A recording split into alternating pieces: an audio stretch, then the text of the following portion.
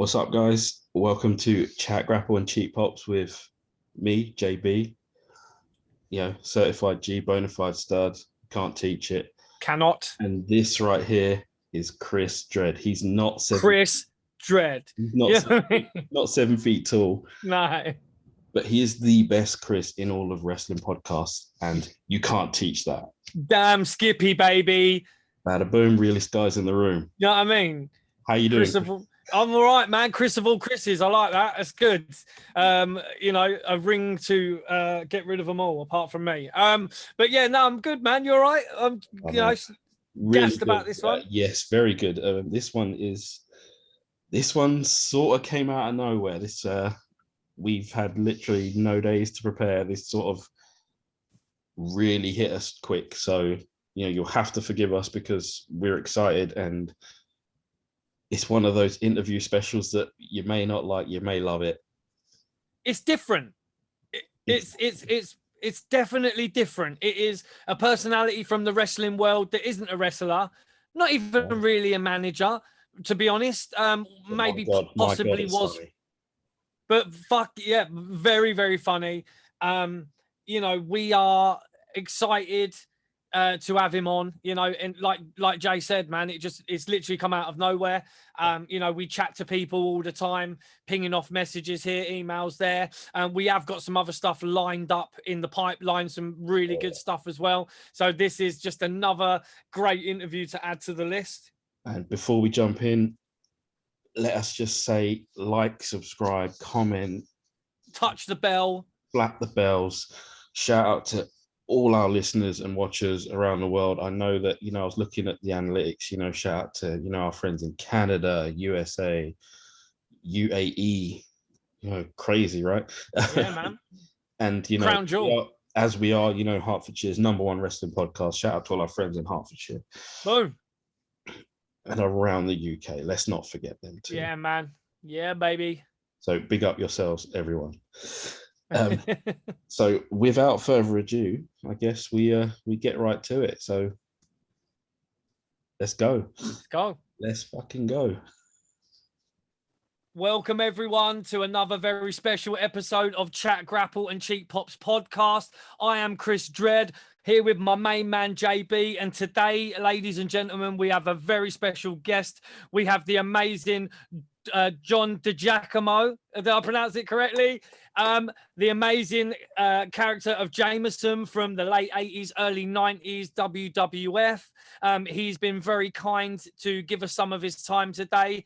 And we're just happy to have him on. We're going to be shooting the shit from late 80s, early 90s WWF to TV stuff to stand-up comedy, from this side of the water to the other side of the water, the States. So, John, thanks very much, man. Cheers for joining us. Happy to be here, man. And it's amazing how the Brits always pronounce my name right and the Americans don't. But go figure. Happy to be here. Wicked, man, wicked. Before we come on live, we're just shooting the shit, and already we can tell that it's going to be a great interview, being able to bounce off each other and stuff like that. I did actually once think about being a stand-up comedian. I actually love making people laugh. I love that kind of, because I'm a performer anyway. I've a musician, singer, been on stage doing all that kind of stuff, and I kind of love that feeling of the crowd giving back to you. So it's one of those things I've always wanted to do, and it's funny, we were talking about that before the interview, so maybe we'll get onto that a little bit later. But awesome. How you doing, man? How's it, everything over there?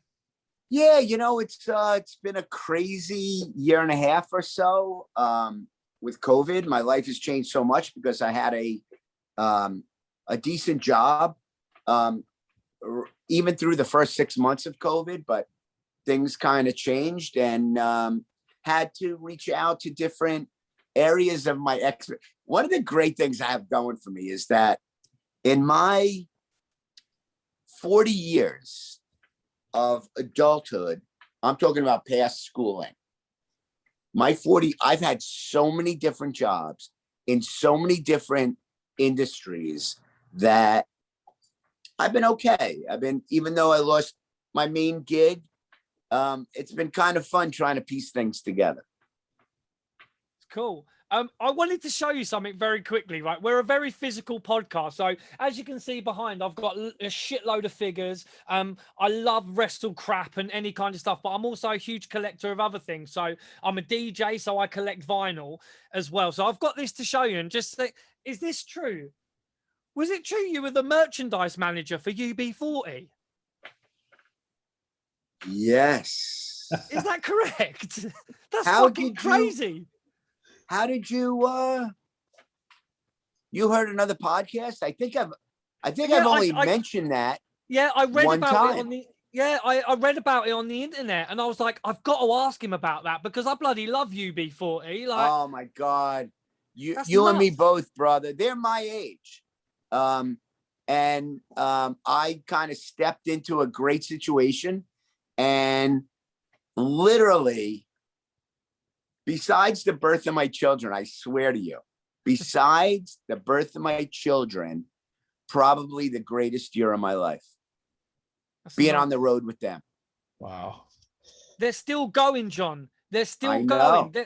There's a I show know. down the road from me now, like in August, Jordan, down the road from us here. We've got like Hearts Calling or whatever, some fucking thing. And UB40 are on it. I said to my missus, we were driving, I was like, yeah, we're going to that. You know, Aswad, UB40, Soul to Soul, they're all on the same I've gig. seen that. Yeah, I've seen the You've posters. seen the posters. Yeah. Incredible. Love those guys. I would love to reconnect with them. I should probably somehow try to reach out on Facebook or something because we were tight. I mean, I was on the road with them for had to be 7 months. We did like 46 states out of the 50 in the States, this tour. And what was great about it was they were so popular in these small arenas, colleges. It was summer, so we were doing like amphitheaters, outdoor gigs, but they were selling out anywhere from, depending on the size of the arena, or not even arenas, these were mostly outdoor places. They sold them all out. And it was anywhere from like 3,500 to 7,500 doing these shows. And then I'm going to say like literally months into the tour, Red Wine, which was #1 in the UK when they released it. What happened? Oh, there you are. Never got there in the States, but we were doing this whole United States tour. We were heading through Texas and about to hit Arizona and Phoenix or wherever we were playing there. And this one radio station started playing Red Wine. And the next stop was LA after Arizona. But Arizona started it. And then LA, with them coming in the following week, started to play it. And it got so much momentum, that song, that it went to #1 in the States in 1988.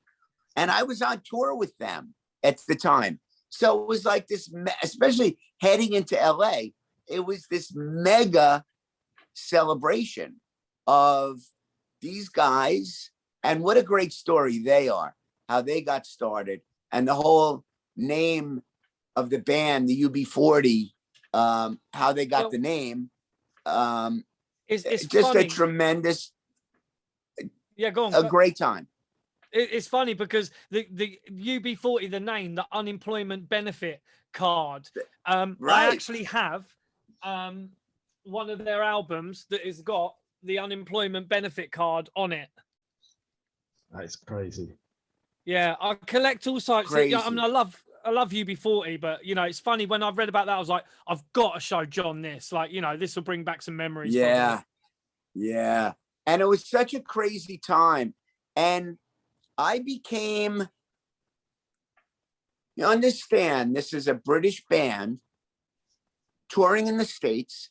They had their tour buses with the band and the crew, the band crew. You know, the closest members of the crew. And there was a big British contingency of crew members. They brought their own guy.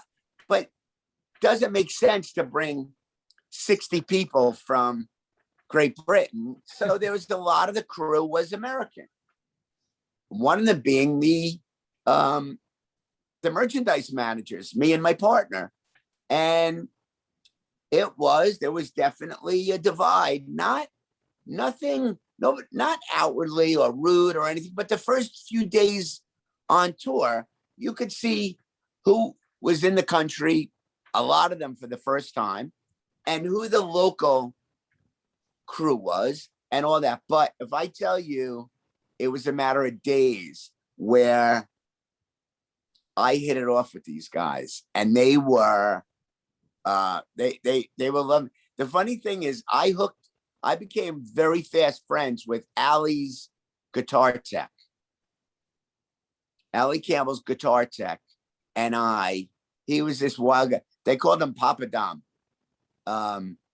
Great guy, but we got real tight, and it was kind of my stepping in with the band. And there were many a night. It's so funny that the band wanted to stick somebody from their bus into the big truck we were driving with all the t-shirts and all the memorabilia as merchandise managers, and so that I could ride in the tour bus with them, and they were going to stick somebody from the bus into the truck with my partner to get to the next city. But as soon as Red Wine went to #1, the tour buses were just for crew. The band flew from city to city, and instead of doing these amphitheaters and colleges, we were doing Madison Square Garden sold out in like 2 hours when Red Wine went to #1. The Philly Spectrum, the Staples Center in LA. It went immediately from college gigs to these big indoor arenas, because it was leading into the winter. And but best year of my life besides my kids. Nice. There's a great connection. Great. Yeah, I love those guys. So starting off with wrestling, I take it you're not a huge wrestling fan. Did you ever watch it when you was a kid? Or I did, but like early on, I would say like 8 or 9. And Mil Mascaras was my favorite. Wow. Just because everything looked real with him. And I think that's how I judged wrestling as I got older, where I was so competitive and I was so into sports that when I would watch wrestling, the fact that I knew who was going to win before the match started kind of got me out of it.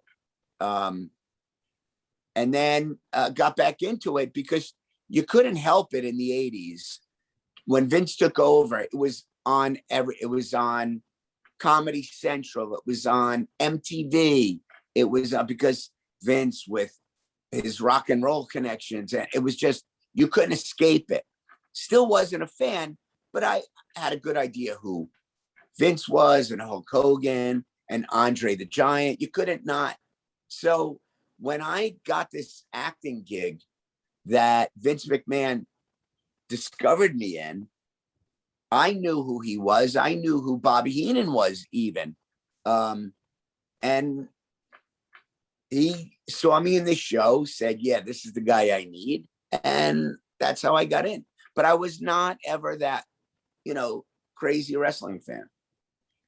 And you were brought in when Vince brought you in. Was it literally he said something about the Bobby Heenan show? Were you specifically brought in for Bobby? Yes, for that. And what it was this show Vince saw me in was 50% scripted comedy and 50% improvisation.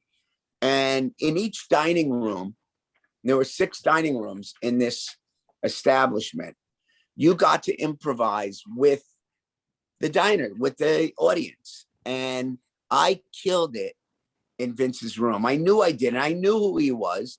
And I went up and introduced myself after the show, just fantasizing like, wow, wouldn't it be great to go work as a new act, now I wouldn't say a young actor. I didn't get into it till I was 30 years old, 31.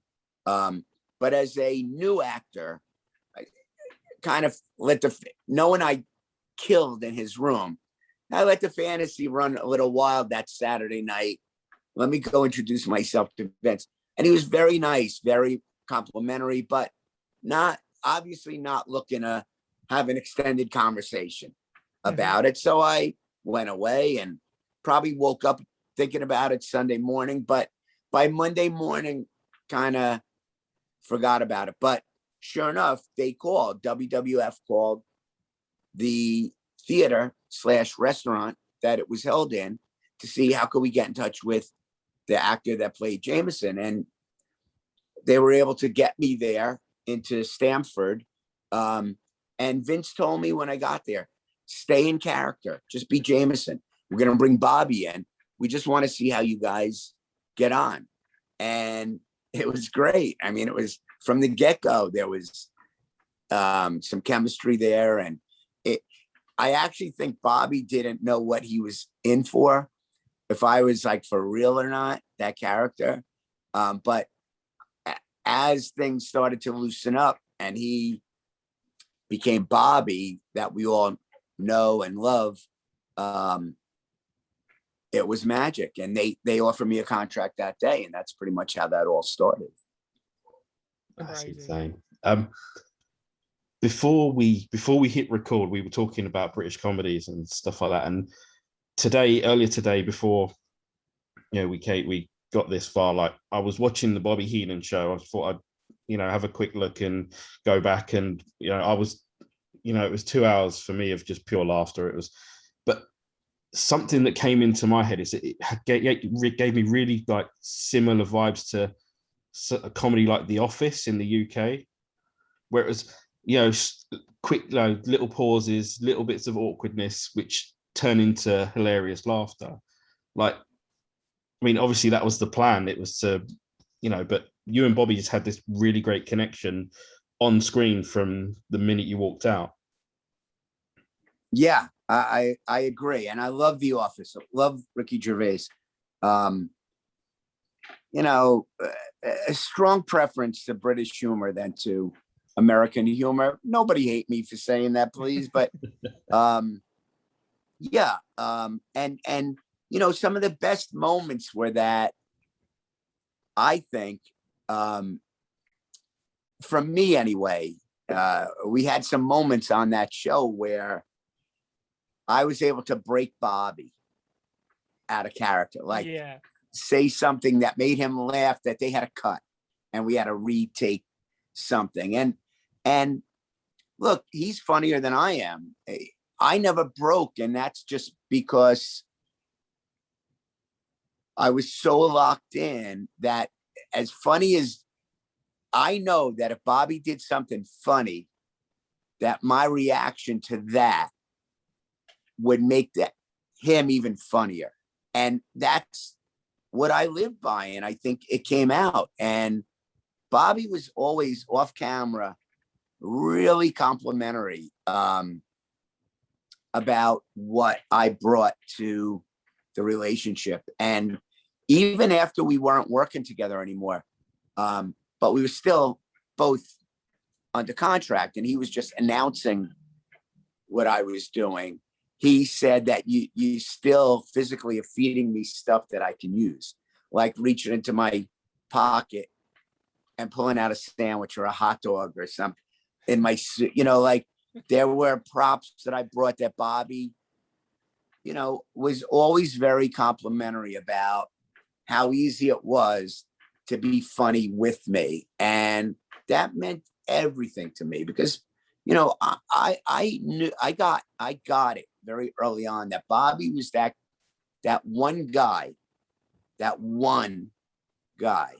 at the WWF that if he decided to go to Hollywood when he was 18 and not get involved in wrestling, he would have been a Hollywood star. He was that talented. You can't say that about, I don't think, any other professional wrestling personalities. I mean, John Cena's done movies. The Rock has done, but because they're these like chiseled American hero type action figures, Bobby could have made it as, you know, a funny guy, a serious actor. He was that talented. These guys can't, you know, yeah, I'm not taking anything away from them. God bless them. They're talented guys in their own right, but not, you know, they're not Tom Hanks. They're not actors per se. They could play great action characters on film, but Bobby could have been that guy that was doing, you know, like Meet the Fockers, or you know, Meet the Parents, or movies like that, like Charles Grodin type movies, or you know, you guys get what I'm saying. That like you know what, like movies that required actors, not action. Bobby was that one guy that I ever met in professional wrestling that could have been a very successful movie star, a movie star. You know, my favorite movie of all time, and when anybody asks me, it's a really tough question when people say, "Oh, what's your favorite movie?" But for me, it's a really easy question because it's The Big Lebowski, and it will always be The Big Lebowski. Right there for me too. Right there. Not my favorite, but definitely probably top 5. I can imagine Bobby Heenan playing Philip Seymour Hoffman's character, the butler for The Big Lebowski. You know, Brent. You could pick almost amazing. You know, like anything through the 80s, any of those movies, the Rodney Dangerfield movies, oh my God, look at all right, here's a great one. I think he would have killed Caddyshack. Do you remember Caddyshack? Yeah. That Ted Knight played that. Picture Bobby being that guy. Bobby would have been that level of talent and star, like a Ted Knight. He was just really good with, I mean, because Bobby, apart from like acting and comedy, as a wrestler himself, he knew the psychology of the business and how to get reactions from people. So that's why he was just so good, because he knew how to play people. And I've never seen him do it, but I'm sure if you handed him a script and that script was a scene, a very sad, dramatic, tearjerkery scene, he would have nailed it, because drama is so much easier than comedy. And he was that talent. But I look at him and say, you put him in a movie where somebody's dying, and this guy will make you cry. As easy as it is for him to make you laugh, this guy can make you cry. Well, he was that talented. He actually nearly did that to me when he left the WWF, when him and Gorilla Monsoon, there's a scene at the end, like, and even though he tried to kind of make it funny as well, but he was also playing it really sad. Basically, he was getting chucked out the building, and they were throwing his bag after him and chucking him out and that. And, you know, they're like, what is this in your bag? And he's like, nicked all the cutlery from the catering, and all the cutlery's coming out. And he's like, no, I need that for later. Like, and he's kind of grabbing it up, but then just the way he plays it in the end, Jordan, you remember that bit where he's standing outside the doors and, like, you know, he's kind of, he's just amazing. He always said, like, when it comes to wrestling, like, if you've got to believe it's real to make people believe it's real. You've got to believe it yourself. So, you know, whether he was being grabbed by Andre the Giant, he actually played it as if Andre was going to eat him, you know, and whether he always played it like everything was real. And that was why Bobby was just great. Right. And I think that's another thing that he respected in me, was that I got roughed up pretty good in my time there, in my years, whether it was prime time or when they put me on the road with the Bushwhackers and the Royal Rumble. And my thing was always, whatever talent I was working with, to say, fucking hit me, throw me. you know, I didn't want to do it if it didn't look real. And a lot of the wrestlers really respected that. And I was in really good shape in those days. I mean, I was a regular gym goer. I had some fight training and gymnastics, and I knew how to fall. I wasn't worried about getting hurt. And I think that those popular wrestlers at the time that I did get a chance to work with physically were really a lot of respect, that I wasn't one of those non-wrestling personalities that didn't want to. I wanted it to look real, or I didn't want to do it. And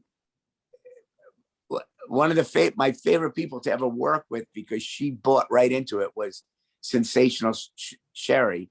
We actually had 2 moments where she beats the shit out of me, and it looked like she was beating the shit out of me, because she was. And it was like 2 of my favorite moments ever, doing stuff.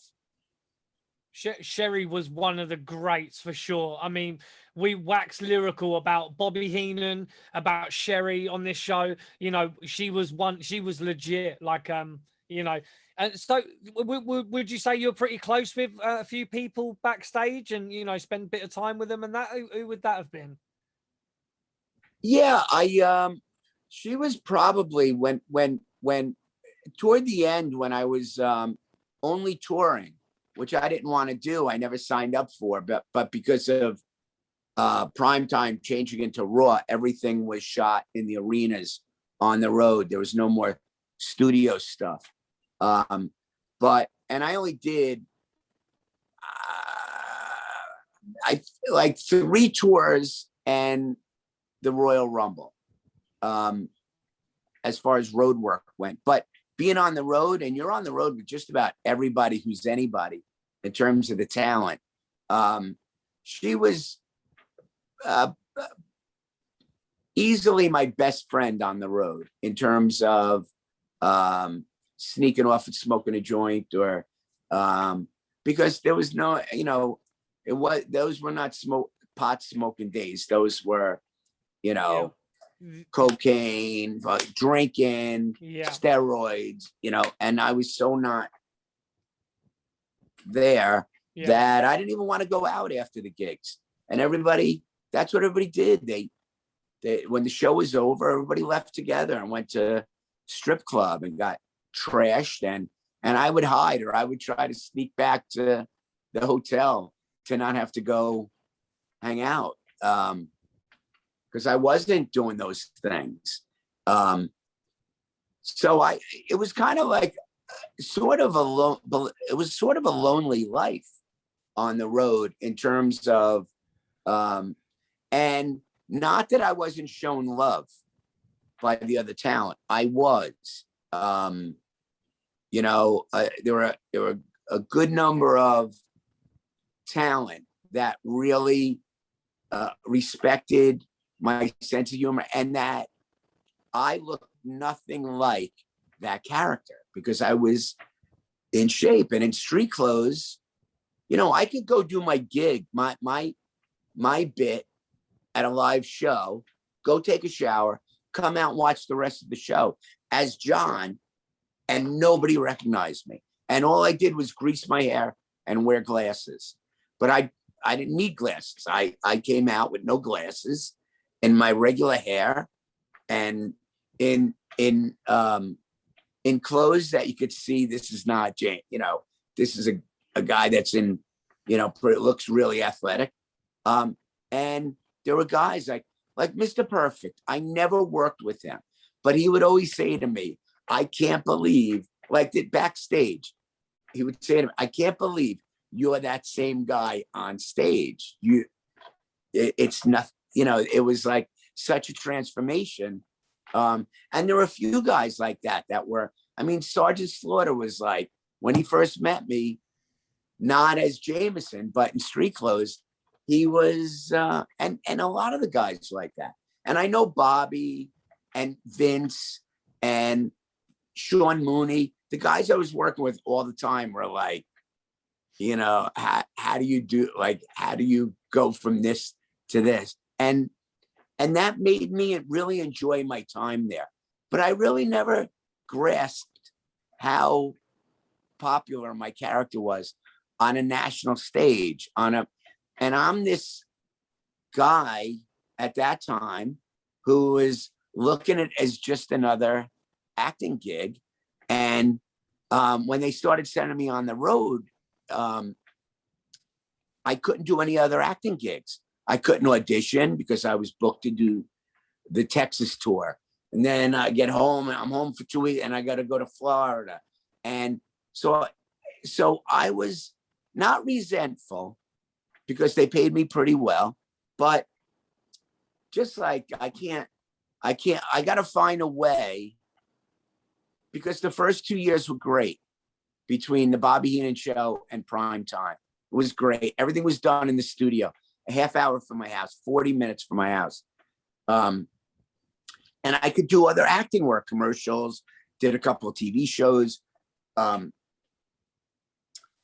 I kind of soured when it became my only gig, because the only way I could honor my contract was to go out on the road.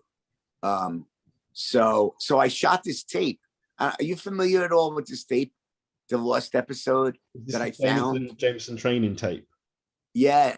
Have you seen it? I just released, I think, the third part, 3 out of 4, on Facebook.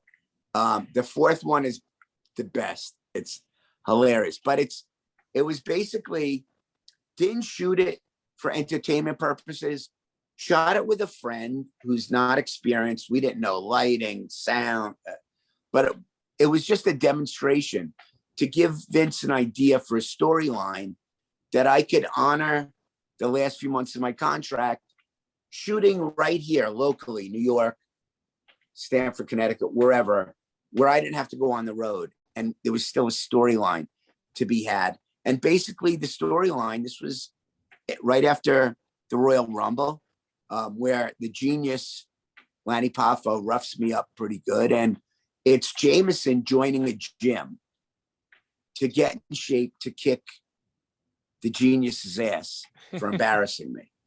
And it's the funny, I look at it now and it's so crude. I mean, it's so unprofessionally shot, which almost makes it funnier because it's Jamison. It does bring out the Jamison quality to it. Yes. And I personally think it's funnier than anything I ever did with the WWF. I really feel that way.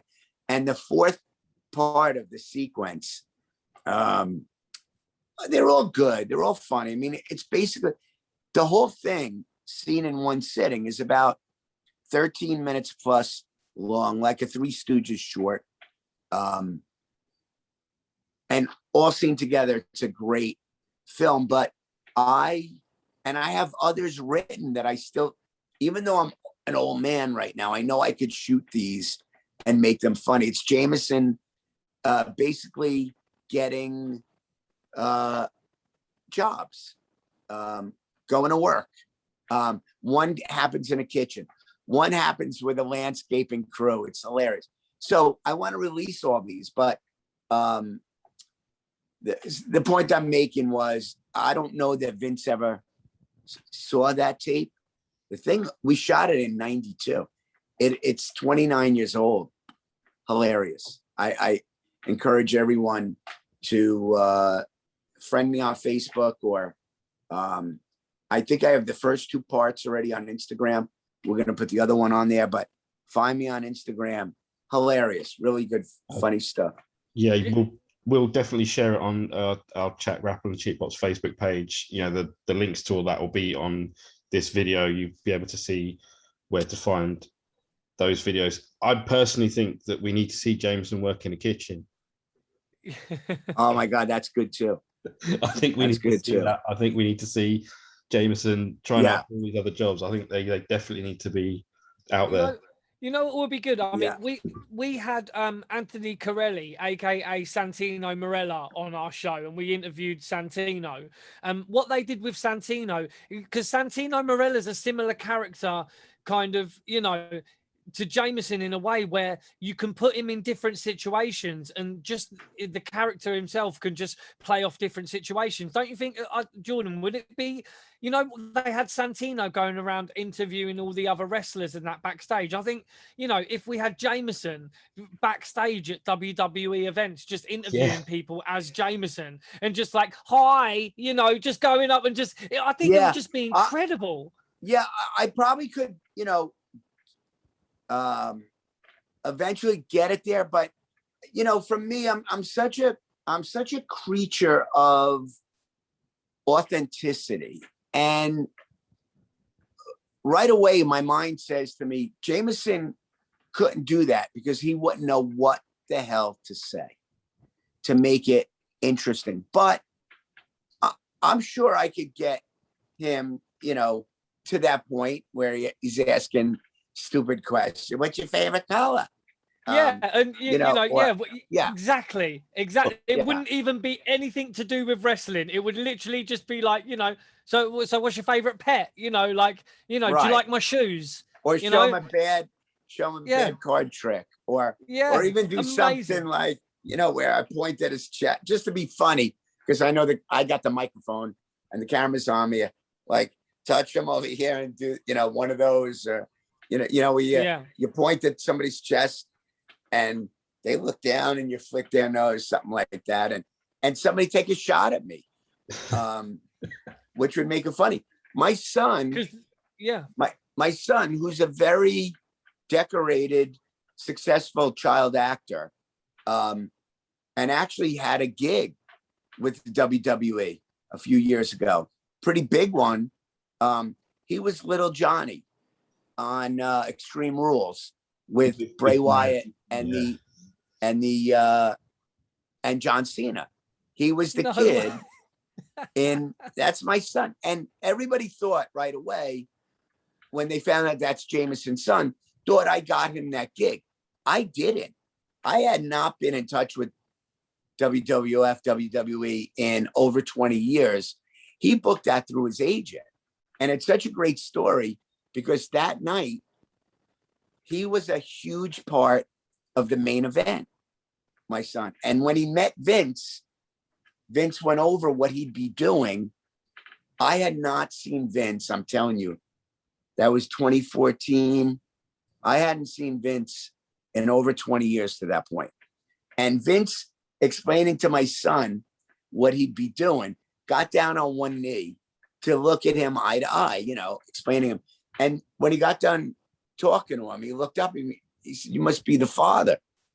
And I said, "Yeah, Vince, you don't recognize me, do you?" And he goes, "You look really familiar." So I made the Jamison face. I just went, and he knew right away. He gave me such a hug and a warm welcome. And it was just a really nice moment.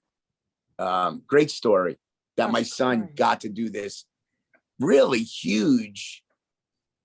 He was the reason that Bray Wyatt won in this main event against John Cena at a pay-per-view event. It was really cool. That is absolutely incredible. Like, something that I was, you know, my mind wanders, like when I'm watching wrestling and watching stuff, like, you know, from time to time. Now, we mentioned the Three Stooges earlier as well. Like, now Vince in 98, 99 had two Stooges. And I thought to myself, what if Jamison was there just absolutely screwing up everything those two Stooges were trying to get accomplished? Like, Patterson and Briscoe were always, like, you know, sort of screwing up anyway, but what if they had someone like Jamison to make it worse for him? Yeah. It's funny. I mean, when I left, which was 92, I still went back and did a couple of promos and stuff. Vince was great. When my contract was getting ready to expire, he got that I couldn't do any more tours, and very generous with me. But when when I left, right after I left, all the shit went down with WCW and the whole scandal and everybody moving, and I never really watched wrestling anymore. So you referring to the Two Stooges, like I trying to picture it, but it's just not. But I would always go back there. If they asked me to. I think Jamison is a great documentary on their channel. Just with my years at WWF, and then my years as a stage actor in New York City and a writer. I wrote a play that went off Broadway in '98, but there was always and then my son really making it big. I mean, he was a Disney kid. He was on the #1 rated Disney show for 3 years. You guys know who Kevin James is? Love Kevin James. King of Queens. King of Queens. Yeah. Well, when he did his last show on a major network in the States, Kevin couldn't wait. My son played his son on that show. And he did a movie that was huge in the UK. It's called Brooklyn with Saoirse Ronan. He had such a breakout role. It was up for an Academy Award, that movie. Wow. And Saoirse was up for Best Actress that year. And my son had a role in that was just killer. He just got the biggest reviews. So he's gone on to have this great career. And it's really why I never got back to acting, was because he was so much, his resume was very, very quickly so much bigger than mine. And it just made more sense for me to run his career than for me to make a second go at it. So that's kind of how that wound it up. That's crazy. So you have children. You say you have 2 children? Yeah, my daughter is a superstar too. She's got a big job with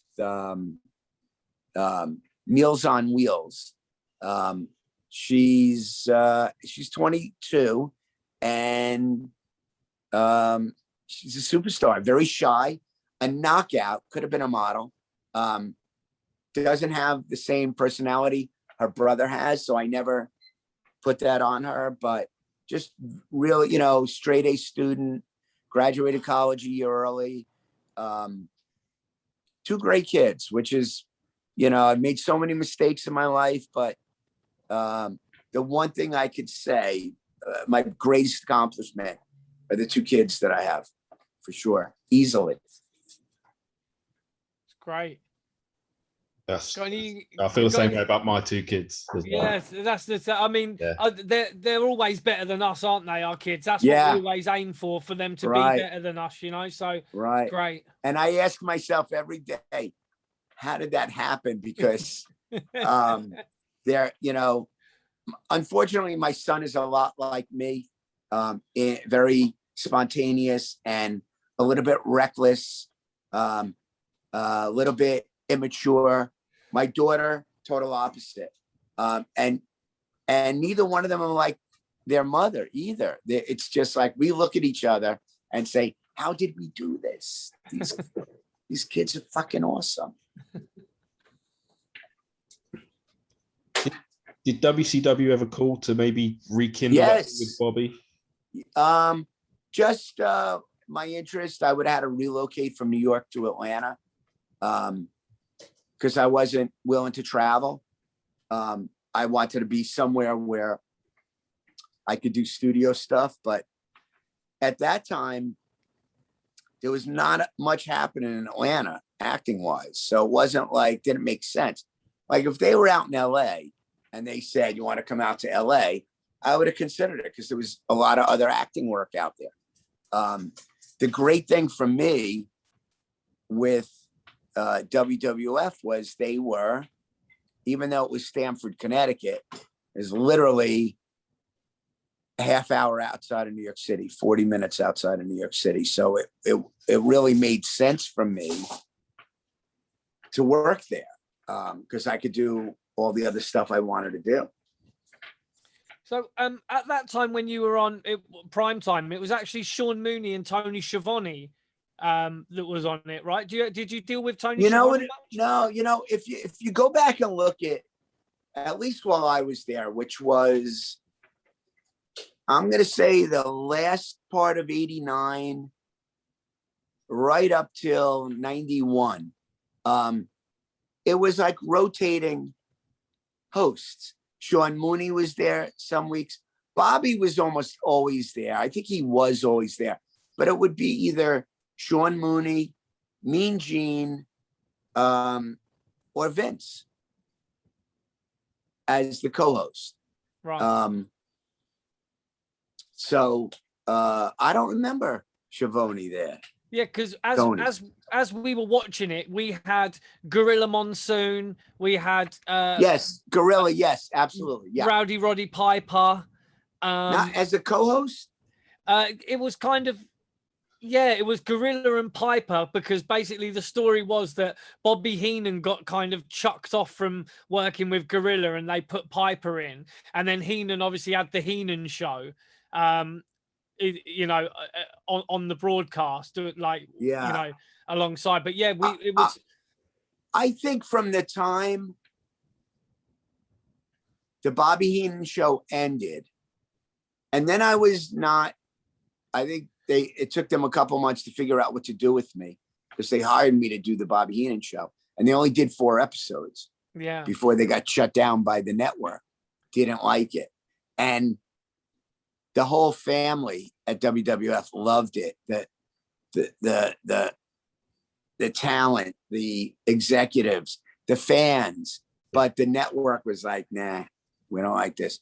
So then there were a couple more months went by, but I'm going to say by fall of 89, from that point on, I was a regular, and I can't remember.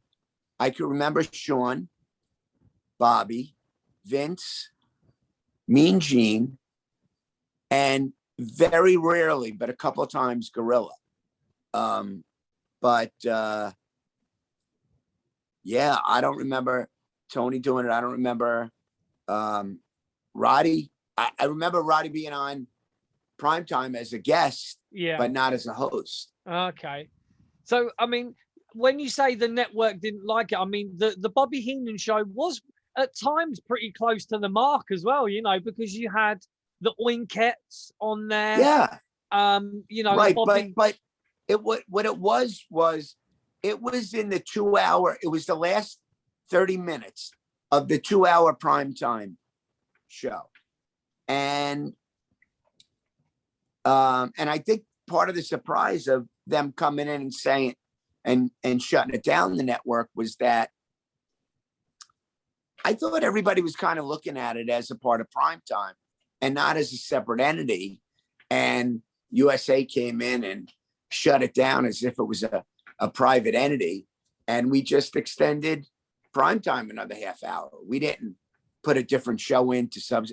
We just went back to the full 2 hours. And I had some great moments as an audience member at primetime. I mean, that was really I enjoyed that almost as much as the Bobby Heenan show, because they gave me something really funny to do each episode.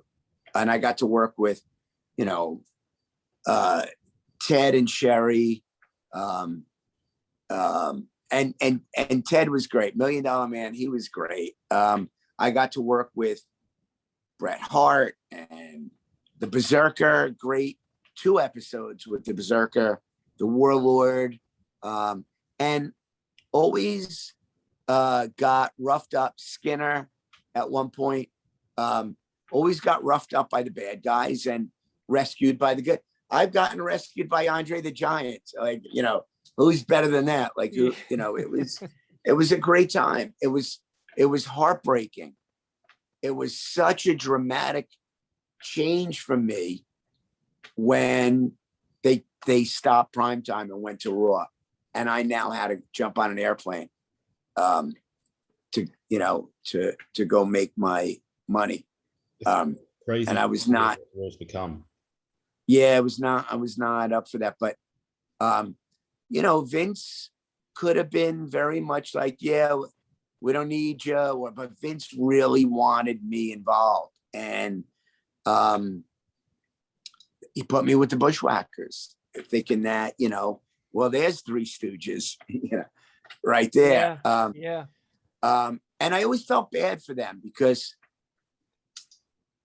I was so not a wrestler. Vince was getting so much flack from his close circle of advisors that were all old school, like Pat Patterson, and that just didn't think Jamison was right for the ring, you know, the wrestling ring. And I kind of felt like, you know, maybe Butch and Luke felt like, oh my God, you see what did this? They're sticking us with Jamison. But other wrestlers said to me, nah, they're happy because they need something to put them over again. They're kind of like, you know, this will put them in, you'll bring them back to the forefront of TV and interest. And so, but what great guys they are. Holy shit. They never made me feel like, you know, we got to include it. They let me do my thing, and they were always very, it always seemed to work. And I know that has a lot to do with just what kind of great guys they are beyond, because not everybody was a great guy. Most of them were, had very few, felt the animosity for a very few of the main players at that time. I'm sorry to do this to you, John, but you're going to have to diss the dirt on who was the fucking jack off. The fucking nasty boys were douchebags. Okay. Yeah, Typhoon was really fucking disrespectful. And Tugboat was just the opposite. Great guy. Do you mean Earthquake and Typhoon? Oh, what did I say? Typhoon and Tugboat. Oh, no. I meant Earthquake. Yeah. No. Tugboat, Typhoon. Gentleman, sweet guy. I'll give you another one. A great heel. But one of the nicest guys you ever meet. Mike Rotundo. Oh, IRS. Nice. Yeah. Sweet guy. A really good Ric Flair. Fucking gentleman, a brilliant guy, a really nice guy. Yeah, I mean, a lot of the guys were just really good guys, and really didn't have to be, you know. I mean, who was I? Like, nobody had to welcome me in, or nobody had to, you know, go out of their way, but a lot of guys did. A lot of guys came up to me, and I knew who they were before they knew who I was, and just said, yeah, I saw last week's episode. You're great, man. You know, keep it up. And always got Hacksaw, another great guy. Hillbilly Jim. It was funny because as soon as you said Hacksaw, I've got an image of you bent over and Hacksaw behind you trying to pump because you're choking on some food. Yeah. Everybody was really happy to work with me because I think they knew that this is a funny guy. He's getting some attention, and let me go be funny with this guy. Like, let me get a spot on primetime doing something funny with Jamison. You know what I mean? Yeah. I mean, it's a different angle, isn't it? That's the thing. It's just another angle to do something different to get a reaction. It's great. And there's none of that anymore, from what I'm being told. There's none of those kind of interludes or, yeah. I can't really comment on what's going on there today. I don't watch it enough, but I just hear so much from the old, like the guys like in their late 30s to late 50s that kind of grew up or were big wrestling fans when I was on board. Like, I hear so much from them that, yeah, it's not the same anymore. That was the golden era. That was the time. I don't watch enough now to really judge, but a lot of what I'm hearing is that it's you didn't have to be back in those days, the early 90s. You didn't have to be and late 80s. You didn't have to be a wrestling fan to be entertained. Now you got to be a wrestling fan. It's not, there's none of that really funny, creative kind of storyline going on, or I don't know. I don't watch it, so just what I'm hearing. It's funny you mentioned Mike Rotunda. And you mentioned Bray Wyatt. Did you know that Mike Rotunda is actually Bray's son? Bray's dad. Yeah. I found out that night at the pay-per-view. It was I only did it because they offered him the role. He booked it through his agency, James, my son. And when they said, you got it, you got to be there. It's at the Meadowlands in New Jersey, which is another half-hour ride for me. It was close, but we had to be in LA. We had to be on a flight that Monday morning at 8 a.m. And he was only like 9 years old. And I know how these things go. We're going to get home after midnight. I got to get him on a plane. I didn't want to do it, but I said, I got to do this. I was there 20 something years ago. He's going to get to do something with it. So we did it, and not knowing what we were doing. I thought maybe he was going to be some punk kid in a promo or something. The fact that he was the kid that stopped Bray Wyatt from exiting the ring in that steel cage match, he was the star of the night. Was just so cool. And he had done this commercial like the year before for American football, the NFL, that went viral. When it came out, it was hilarious. It went viral on YouTube. 2 million hits the first weekend.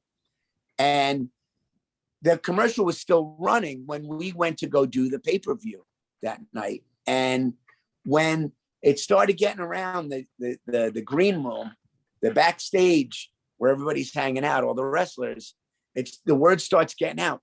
That's the kid from the Cam Newton commercial. Wrestlers were coming up to him to take pictures instead of him being this 9-year-old kid going around they were coming up. The Bella twins, evidently huge American football fans, took so many pictures with him. And Ryback. In fact, I have the mask. I don't know if you saw that. You even know the event I'm talking about, but he kind of won the match for the Wyatt family. And they had a ceremony after the match, anointing my son into the Wyatt family. And he had to wear a sheep mask. Yeah. You know, this is the actual sheep mask. That's nuts. And it's autographed by 5 wrestlers. It's Ryback, Bray Wyatt. Who's this guy? I'll think of it in a second. What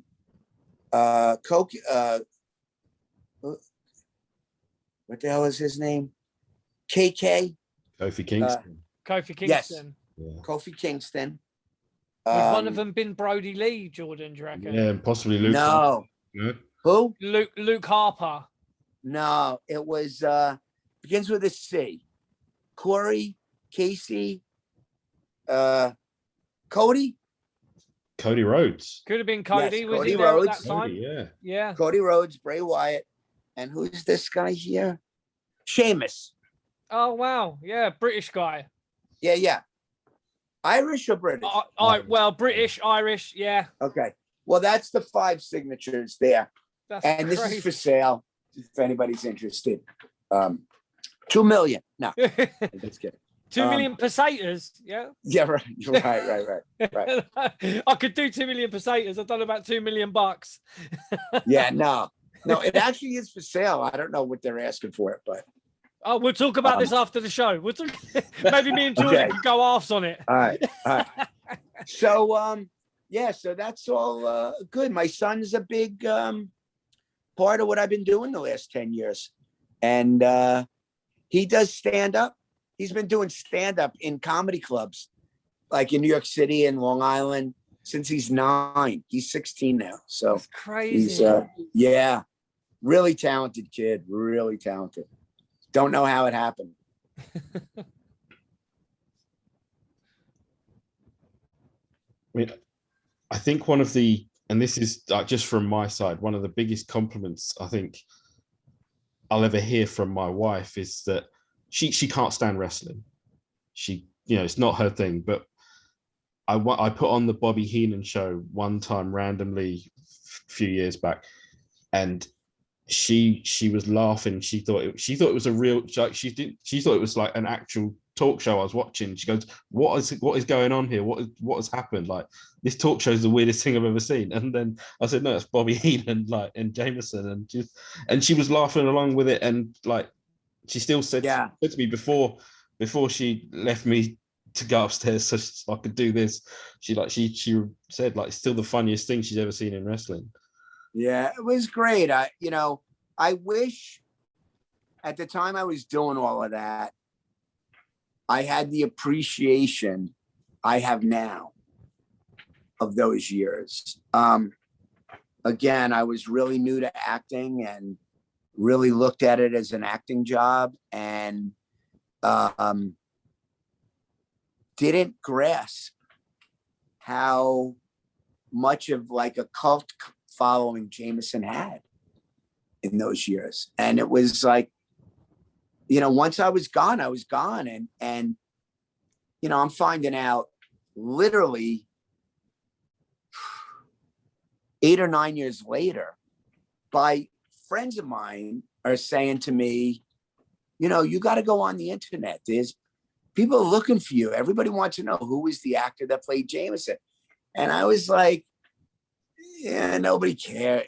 Yeah, kid, nobody wants it. And quite by accident, I had a job booking comedy shows and music acts for a really great nightclub space in New York City at the time. And these comedians came in, they wanted to book a night or a weekend or something. And we're talking, and somehow it got around to, I said, yeah, I did Jamison. And these guys were actual wrestling fans, knew who Jamison was. And they said, please, can we put on our poster, on our, I don't even know if Facebook was around. It was around, but on our website, on our poster, can we put your picture and say special guest appearance by Jamison? And I was like, yeah, me, I got paid based on how much we sold. I'm like, yeah, go ahead, put it on. You'll get up and do a couple minutes. I'm like, yeah, whatever you want. Yeah, I'll do it.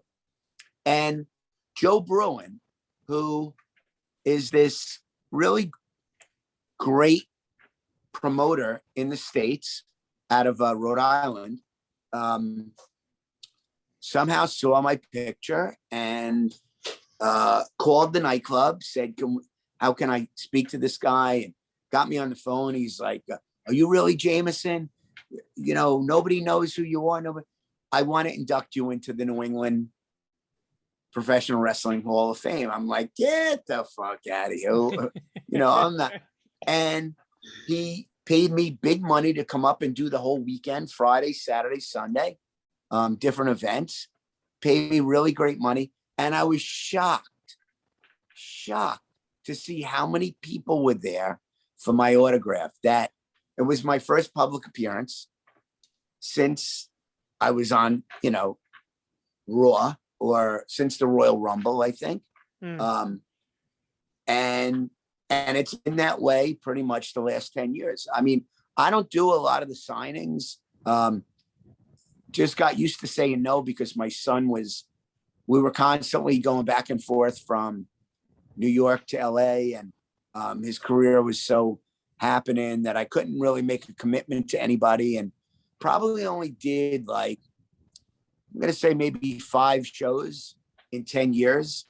But now that he's older and, COVID has changed so much about that business, and he's right now in that transition period between a kid and an adult. that there's not a lot of work, although he has work. In fact, he's got a film coming out soon. But I have more time on my hands. And so I'm starting to do more signings and realizing that all these photos that I have that people want, they want autograph photos. And I got some great, some great memorabilia. Like I found this picture. It's Bundy. It's Bundy, and Ted, Ted, and me, and Ted and Bundy signed it for me a couple of years ago at one of these conventions I did. This was the cover of WWE magazine. I think I want to say January '95. This was the cover photo. We spoke about this just before we came on. How you ended up on the magazine. Yeah. And I've gone to some of these shows where people bring that magazine to me and I sign the cover, and I'm so happy I got Bundy before he passed on that. I also have I went to do this show in Queens. And one of the reasons they probably paid me extra to go do it because Bobby had not been getting out to doing any of these signings, but I had not seen Bobby in over 20 years and probably 25 years. And they were going to get him to this show and they wanted to do some photos with us together and all that. And my son was red hot at the time with both the movie Brooklyn, the Disney show, and the football commercial. He was where promoters were saying, yeah, we'll give you a couple extra $100, and my son would sign as many autographs as I did. It was pretty fucked up, actually. So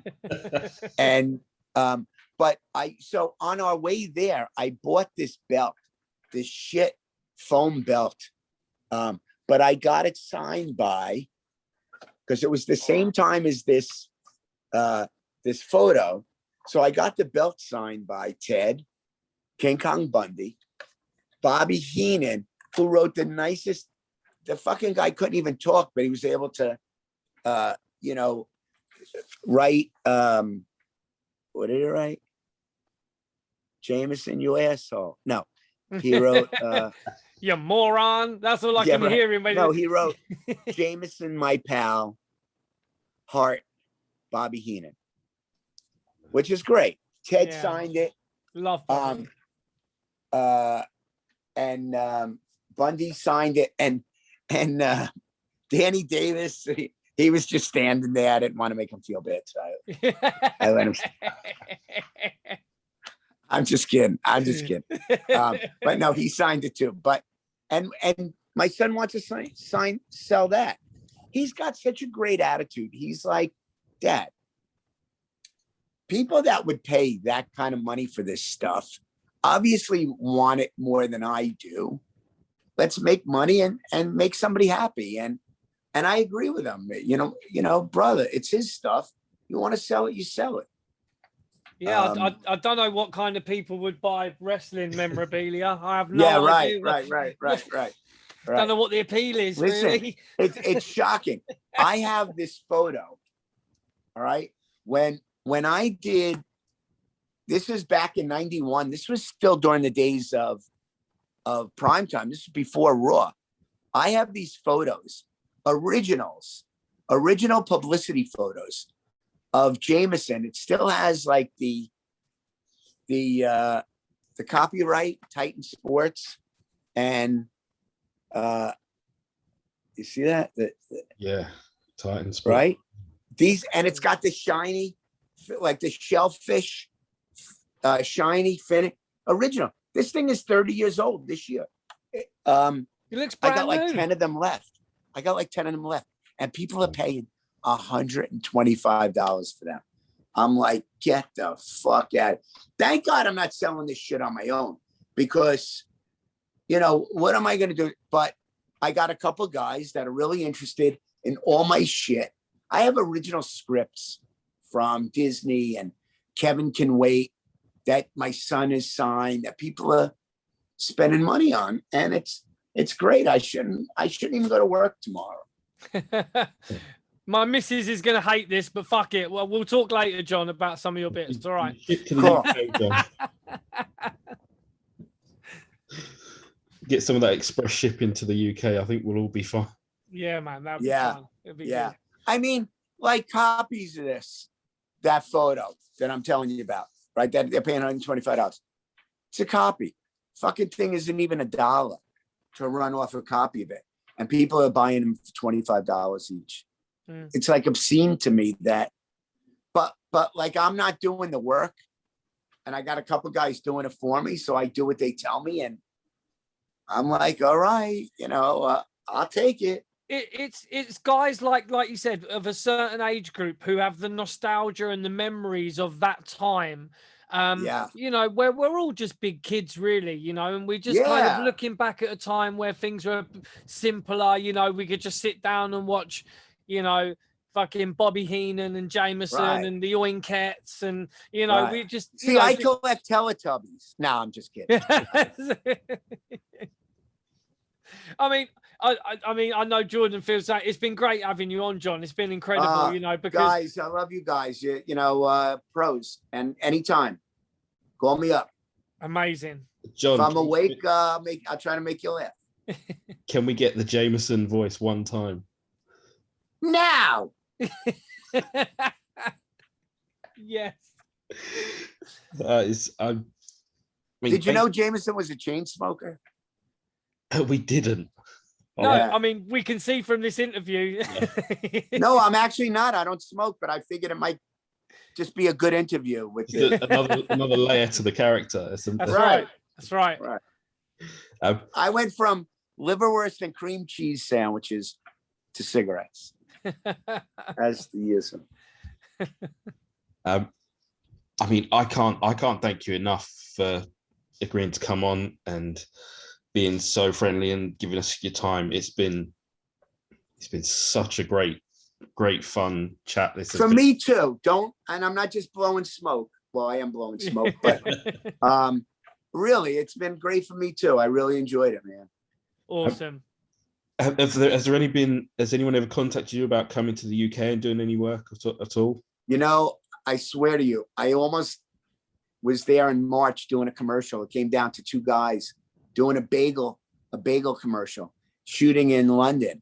And I was praying I'd get it, just because I wanted to, I've been out of the country, but never to Europe.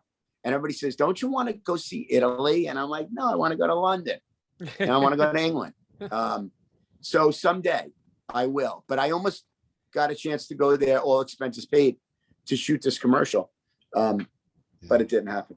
Well, I mean, they do these signings in the UK where they have a lot of guys coming over here to do this kind of thing, and fuck, hook me up. Who wouldn't For want? fuck's sake, listen, don't tease me. Hook it up and I'll be there. All right, fucking A, man. If that's the case, then yeah, the first drinks are probably on us. Yeah, Let's for sure. do it. Come on, I'm there.